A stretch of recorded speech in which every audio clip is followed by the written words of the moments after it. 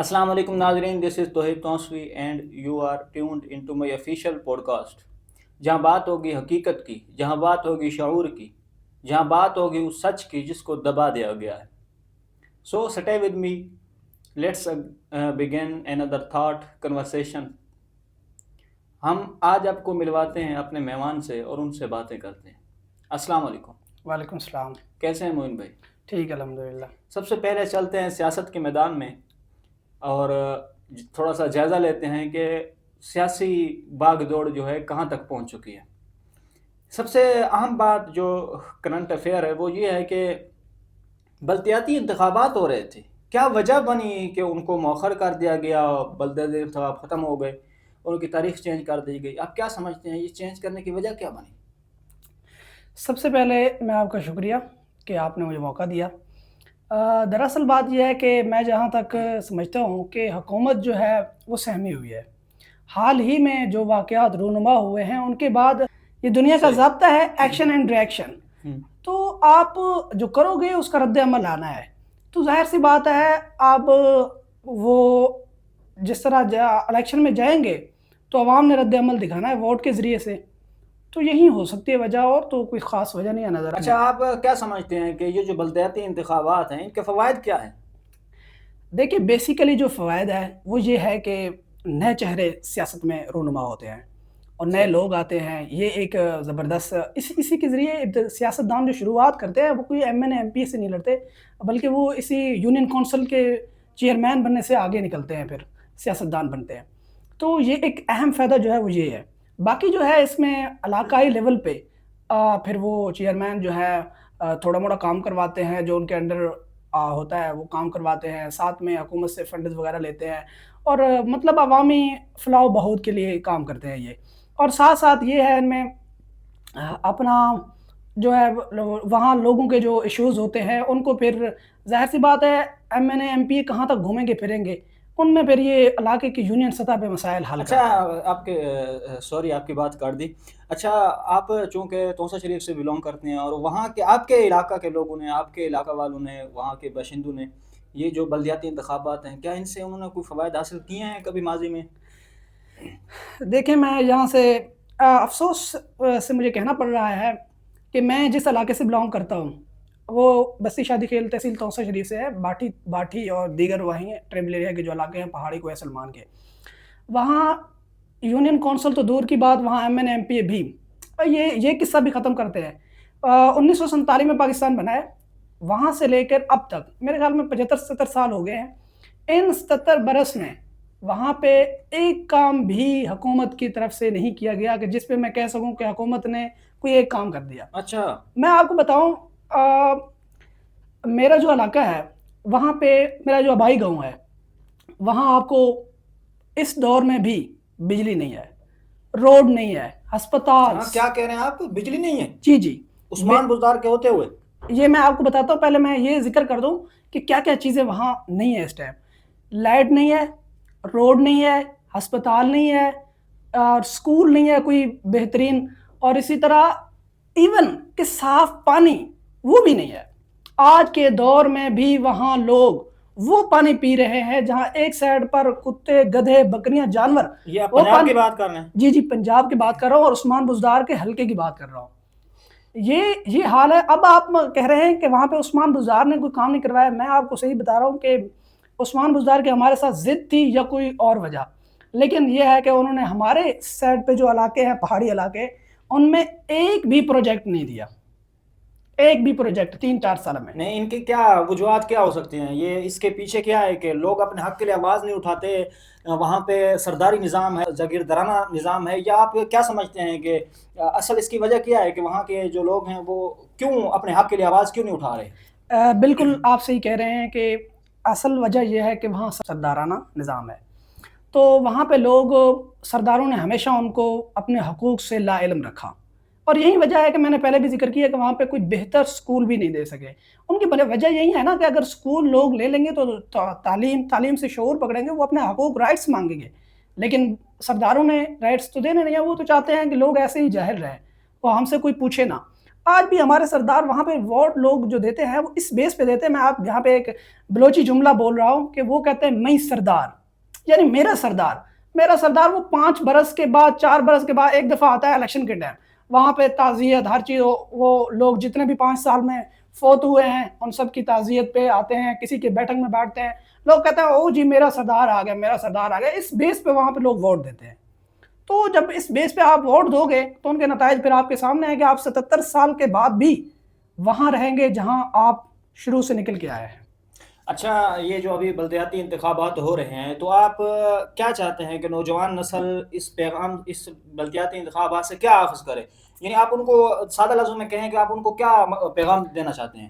دیکھیں میں تو یہی کہتا ہوں کہ جو بلدیاتی انتخابات ہو رہے ہیں اس میں پڑھے لکھے لوگوں کو موقع دیا جائے، خصوصاً طور پہ ہمارے علاقے کے لوگ جو ہیں وہ پڑھے لکھے لوگوں کو چنیں، انتخاب کریں تاکہ وہ ان کے آگے جا کے ایوانوں میں بات کر سکیں. اپنے اگرچہ وہ یونین کونسل کی سطح پہ ہیں، کم سے کم وہ اپنے ایم این ایم پی اے سے کسی وہ کوئی معاہدہ، کوئی وہ فنڈز وغیرہ تو لے سکیں گے نا. اگر آپ ان پڑھ کسی بندے کو سلیکٹ کرو گے تو پھر اس کا نتائج یہی ہونا ہے جو ماضی میں ہوتے آ رہے ہیں. وہ آج بھی وہاں پہ جو ہمارا یونین کونسل ہے مجھے کہنا پڑا ہے، یونین کونسل وہاں پہ جو عمارت بنی ہوئی ہے وہ میرے خیال میں کوئی 15-20 برس پہلے بنی ہے.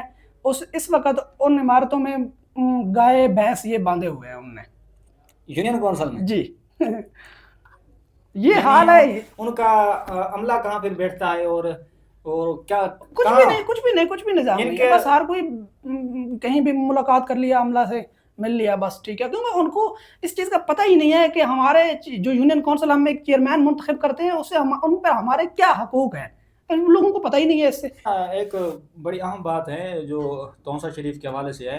یہ چند ماہ قبل کی بات ہے کہ وہاں کے جو سردار ہیں، یعنی کہ میں اگر نام لے لوں تو سردار میر بادشاہ کسرانی، تو انہوں نے کہا کہ یہ جو ٹی ایل پی ہے اس کے خلاف تم اسلحہ اٹھاؤ، اور ان کو لوگوں کو یہ جوش دلایا، ان کو کہا کہ آپ 1 منٹ بات سن لیں، مسلح کریں.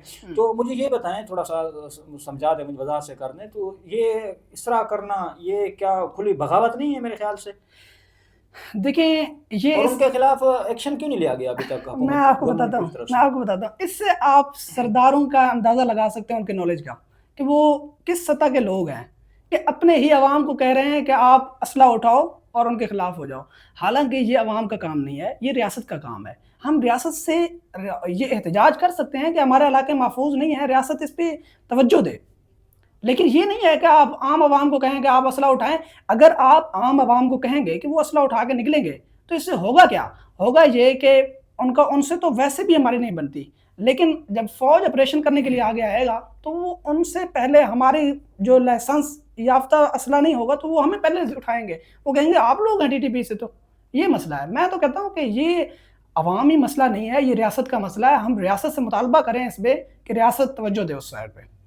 تو اس کے خلاف ایکشن کیوں نہیں لیا گیا جب اس نے عوام کو ایک بھڑکانے کی کوشش کی، ان عوام کو زیادہ جوش دلایا، اس طرح کی باتیں کی؟ دیکھیں میں آپ کو بتاتا ہوں، یہاں پہ جو ہمارے اس سائڈ کے سیاستدان ہیں نا، ان کا سب سے پہلا جو سوچ ہوتا ہے وہ یہ کہ وہاں کے پولیس اور وہاں کے جو ادارے ہیں ان پہ ہم نے کس طرح قبضہ کرنا ہے، ان سے اپنے بات کس طرح منوانے ہیں، وہ سب سے پہلے یہ کرتے ہیں. اچھا، اگر عوام تبھی وہاں کوئی ان کے خلاف آواز نہیں اٹھاتا. اچھا، اگر عوام اس سرداری نظام کو مسترد کر دے اور عوام چاہے کہ ہم بالکل اس کو نہیں مانتے، تو آپ کیا سمجھتے ہیں عوام کے پاس اور متبادل راستہ کون سا ہوگا جو عوام اختیار کرے؟ جی میں یہاں پہ یہ بتاتا چلوں کہ دیکھیں سرداری نظام کا خاتمہ ہم نہیں چاہتے. سرداری نظام جو کہ وہ ایک لفظ ہے، یعنی آپ چاہتے ہیں سرداری نظام چلتا رہے؟ نہیں، سرداری نظام چلتا نہ رہے. میرے کہنے کا مطلب یہ ہے کہ سرداری نظام میں ہوتے ہوئے بھی آپ تبدیلی لا سکتے ہیں. وہ کیا ہے کہ آپ بندے نئے لے کے آؤ. اب میں آپ کو بتاتا ہوں کہ ایک ہی خاندان کے پچھلے 40-50 برس سے ایک ہی خاندان ہمارے اوپر سرداری نظام چلا رہا ہے. آپ خواجہ کے دیکھیں یا دوسری طرف کیسرانی گروپ کی طرف دیکھیں، دونوں طرف سے ایک ہی سردار چلتے آ رہے ہیں. تو جب ہم تبدیل نہیں کریں گے تو انہوں نے یہی کہنا ہے کہ ابھی حال ہی میں آپ نے خواجہ شیراز صاحب کو دیکھا ہوگا کہ وہ اسمبلی میں تعزیت کر رہے ہیں، تو وہ تعزیتیں ہی کرتے رہیں گے جب ہم چینجنگ نہیں کریں گے. حالانکہ اگر ہم چینجنگ کریں، ہمارے پاس بہتر وہ جو ہے بندے ہیں اس طرح کے جو وہ کچھ علاقے کے لیے. بہتر بندے کون ہیں؟ مطلب کن کا انتخاب کیا جا سکتا ہے؟ یا دیکھیں ابھی حال ہی میں ایک تو تبدیلی آئی ہے کہ ہمارے جو ایم پی اے کا وہ تھا فارمولہ وہ ٹوٹ گیا، پرانے لوگ سیٹ پہ ہوئے ہار گئے ہیں. ان میں ایک حافظ طاہر صاحب بہترین چہرہ سامنے آئے ہیں، انہوں نے بہت کام کیے ہیں ابھی تک. اگرچہ وہ اپنے اپوزیشن میں ہوتے ہوئے اس کے باوجود وہ یہ کام کر رہے ہیں اپنے ٹرسٹ کی بنیاد پہ یا وہ کسی سے لوگ تو کہتے ہیں کہ وہ تو ہوم ورک کر رہے ہیں، گھر بیٹھے ہوئے ہیں۔ جی جی بالکل، آپ وہ کہہ رہے ہیں ہوم ورک کر رہے ہیں یا یہ بھی ان پہ الزام لگتا ہے وہ ٹرسٹ کی بنیاد پہ کر رہے ہیں، کسی بیس پہ کر رہے ہیں وہ کر رہے ہیں کام، یہ ماننا ہے وہ ٹرسٹ پہ کریں، یہ ٹرسٹ ظاہر سی بات ہے آپ اپوزیشن میں بیٹھیں گے تو آپ کے پاس وہ فنڈنگ نہیں ہوں گے جو حکومت میں ہے، لیکن پھر بھی اگر وہ آپ کسی نہ کسی حد تک عوام کو ریلیف دے رہے ہیں تو بہتر ہے۔ لیکن میں یہاں پہ یہ بات ذکر کرتا چلوں کہ حافظ صاحب کو ہمارے پہاڑی علاقہ میں بھی توجہ دینا چاہیے، کیونکہ ہم نے بھی وہاں سے ووٹ دیے ہیں ان کو، کہ وہ اس طرف بھی توجہ دیں۔ میدانی علاقوں پہ تو وہ کچھ نہ کچھ کر رہے ہیں حرکت، وہ پہاڑی علاقوں میں بھی دیں تاکہ اس طرف بھی لوگوں کو خصوصی طور پہ اسکول تعلیم یہ جو ہے نا یہ لوگوں کو دیں تاکہ ان کو اپنے رائٹس مانگنے کے پتہ چلے، حقوق کا پتہ چلے کہ ہمارے کیا حقوق ہیں سرداروں پہ۔ اچھا مجھے تھوڑا سا آپ یہ بتا دیں، ایک تو حافظ طاہر صاحب ہو گئے، اس کے علاوہ کوئی ایسے ہاں نئے جی بالکل، سیاسی چہرے جو سامنے میدان میں آئے ہوں اور جنہوں نے اپنی حکمت عملی سے اور اپنی کارکردگی سے لوگوں کو مطمئن کیا ہو، کوئی ایک دو کا نام اور کوئی ہیں یا نہیں ہے، یا آپ خود آئیں گے اس میدان میں؟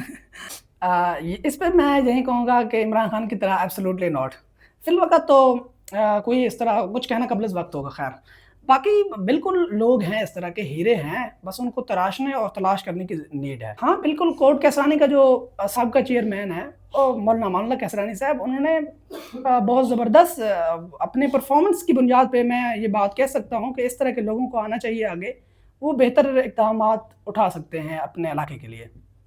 انہوں نے کون سے کام کیے ہیں، مطلب کوئی ایسا کارنامہ جو کہ جس کو بنیاد بنا کر بندہ کہے کہ واقعی یہ بندہ بھائی آگے جانے کے لیے، یا یہ بندہ ہم ہاں اس کو بالکل، سپورٹ آپ کہنا کریں گے؟ چاہتے ہیں کہ آگے جانے کے لیے اہل ہے۔ ہاں بالکل، مولانا امان اللہ صاحب نے دیکھیں، میں ابھی وہ مکمل تو وہ نہیں کر سکتا کہ میں ایک پروجیکٹ کو ہائی لائٹ کروں، لیکن مختصراً میں ذکر کر دیتا ہوں کہ انہوں نے جس طرح اپنے چیئرمین منتخب ہونے کے بعد اپنے علاقے میں انہوں نے صفائی انتظام کو اسی طرح لازم رکھا جس طرح آج آپ لاہور میں دیکھ رہے ہیں۔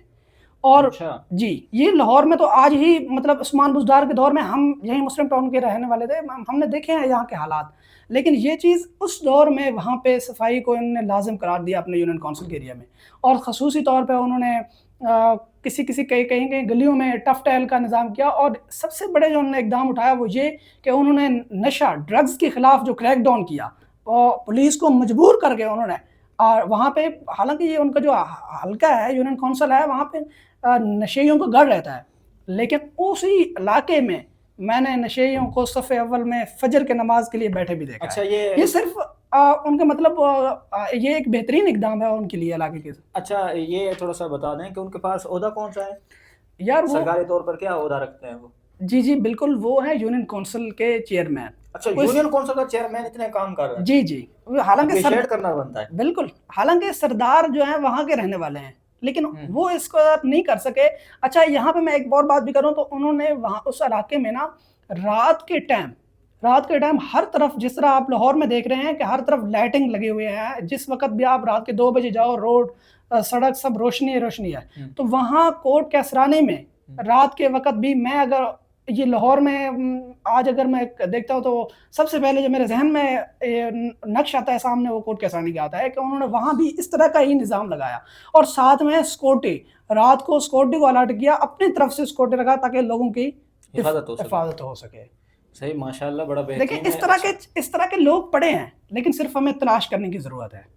انشاءاللہ ضرور، اگر اس طرح آپ میں یہاں بائی دا وے یہ کہنا چاہتا ہوں کہ آپ کبھی اگر اس طرف جانا ہو جس طرح آپ لاہور میں لوگوں کی رائے لیتے ہیں، آپ وہاں جا کے ایک چیئرمین کے متعلق رائے لیں گے تو آپ کو لوگ مزید انشاءاللہ ضرور، ہم چاہتے ہیں کہ اس طرح کے چہرے سامنے ہیں کہ جو اپنی کارکردگی کی بنیاد پر، نہ کہ وراثت کی بنیاد پر، نہ یہ کہ باپ کے بعد بیٹے کی بنیاد پر، بالکل اس بنیاد پہ نہیں، جو اپنی کارکردگی کی بنیاد پر آگے آئے ہم اس کو انشاءاللہ ضرور سپورٹ کریں گے، اور ہماری خواہش ہوگی کہ ہمارے علاقے میں اس طرح کے لوگ جنم دیں۔ اچھا ساتھ میں چلتے ہیں، دوسرا جو واقعہ پیش آیا حالیہ نچاڑی کے ایک سردار کے فرزند کے ساتھ جو کچھ ہوا، وہ کیا درست تھا اس طرح ہونا؟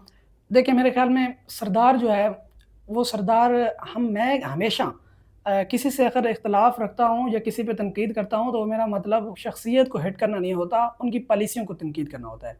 تو ایک سردار صاحب جو کہ وہ چاڑی روڈ جو بن رہا تھا وہاں پہ، وہ سردار صاحب نہیں بنا رہے تھے بلکہ وہ چندے کی بنیاد پہ لوگ خود بنا رہے تھے. تو صحیح. جب لوگ ہر طرف سے چندہ لے رہے تھے تو اگر ایک سردار نے وہاں پہ چندے دیے تو انہوں نے ان کے چندے کو ریجیکٹ کیا اور پھر ان پہ باتیں کسنا شروع کی ہیں کہ یہ اس طرح ہے اس طرح ہے, سیاسی لوگ ہیں. میرے خیال میں یہ نہیں ہونا چاہیے تھا, وہاں کے لوگوں کو چندہ لے لینا چاہیے تھا یہ چیز. اچھا, بہت شکریہ معین بھائی, آپ نے وقت دیا. ہم اپنی بات کا اختتام کرتے ہیں, لیکن ایک چھوٹا سا سوال میں آپ سے کرنا چاہتا ہوں. آپ کی پوری گفتگو کا خلاصہ آپ کا یہ نکلتا ہوا نظر آتا ہے کہ آپ جو ہے اس نظام, اس سسٹم سے تنگ آ چکے ہیں. آپ چاہتے ہیں کہ اس سسٹم کو بدلنے کے لیے نئے چہرے سامنے ہیں. یہ جو پرانے وڈیرے اس ایک پارٹی پر قبضہ کر کے بیٹھے ہوئے ہیں, ایک ٹکٹ پر قبضہ کر کے بیٹھے ہوئے ہیں, باپ کے بعد بیٹا آتا ہے, آپ چاہتے ہیں کہ یہ جائے اور نوجوان آگے ہیں. بالکل, آپ یہی کہنا چاہتے ہیں. میں کہتا ہوں نوجوان اور پڑھے لکھے نوجوان. اچھا, مجھے یہ بتائیں کہ اگر اس طرح کی کوئی تحریک شروع ہوتی ہے جس طرح کے ابھی اقرار الحسن صاحب نے شروع کی ہوئی ہے, تو کیا آپ اس طرح کی کسی تحریک کا حصہ بننا چاہیں گے یا آپ خود اس طرح کی تحریک شروع کریں گے؟ دیکھیں, میرے لیے اقرار الحسن کوئی دلیل نہیں ہے. وہ ایک صحافی ہیں اور وہ صحافت ہی کریں تو بہتر ہے. باقی جو انہوں نے ایک سوچ دیا ہے نوجوانوں کے لیے وہ ایک بہتر سوچ ہے. باقی میں تو یہی کہتا ہوں کہ نوجوان پڑھے لکھے لوگوں کو آنا چاہیے آگے, وہ ہمارے لیے ہمارے قیمتی سرمایہ ہے. آپ یعنی کہ ڈمی اقرار الحسن بننا چاہتے ہیں اپنے علاقے والوں کے؟ نہیں, اللہ بچائے رکھے مجھے ڈمیوں سے, ایسی کوئی بات نہیں ہے. بس ہم یہ ڈمی کہتے مدارس ہیں, بہت ہیں, یعنی کہ اب ڈمی اقرار الحسن نہیں آنا چاہیے. ظاہر سی بات ہے یار, ڈمیوں سے کام نہیں چلنے, اصلی لوگ ہی آئیں, اصلی اور نسلی لوگ. انشاءاللہ. اور صحافت اور سیاست یہ دو اس طرح کے پلیٹ فارم ہیں جو ان پہ آنے والے وقت میں بہت کڑے امتحان آنے ہیں. تو اس میں وہ لوگ آئیں جو بالکل ہمت حوصلہ رکھتے ہیں, جن میں برداشت کرنے کا جی بالکل طاقت ہونی چاہیے. بالکل ایسے ہی. اچھا, ورنہ پھر یہی ہوگا, ہم استعفیٰ دے رہے ہیں. آپ نے دیکھا ہوگا ایک سرکس ماضی میں لگا ہے اور ابھی بھی شروع ہے. خیر, وہ آئے بھی اسی طرح تھے جس طرح انہوں نے استعفے دیے ہیں. وہ کسی نظریے کے تحت آتے تو ضرور وہ استعفیٰ دے کر نہ جاتے, بلکہ ڈٹ جاتے اپنے نظریے پر. خیر, ہم اپنی بات کا اختتام کرتے ہیں اس سوچ, اس نظریے کے ساتھ کہ ہم نے کوشش کرنی ہے, ہم نے ہمت باندھنی ہے, نوجوانوں کو آگے کرنا ہے, ان کو آگے لانا ہے. وہ آئیں, پارٹیاں سنبھالیں, وہ آئیں, نوجوان آئیں, ملک کی باغ دوڑ, اقتدار سنبھالیں. یہ جو پرانے سیاسی وڈیرے بیٹھے ہوئے ہیں, اس ملک پر قابض ہیں 30-40 سال سے. باپ آتا ہے, بیٹا آتا ہے, پھر اس کا بیٹا آتا ہے, پھر یوں ہوتا ہے کہ ایک بندہ ہوتا ہے اپنے بھائی کو بھی وزارتیں دلوا رہا ہوتا ہے, اپنے دامادوں کو بھی وزارتیں دلوا رہا ہوتا ہے. اور مطلب کہ اس طرح کی ایک کوئی پارٹی ہمیں نظر نہیں آتی کہ جو اس نظریے کو لے کر چل رہی ہو. تو ہماری امید ہوگی کہ نوجوان آگے بڑھے گے, ہم انشاءاللہ ان کے ساتھ ہیں.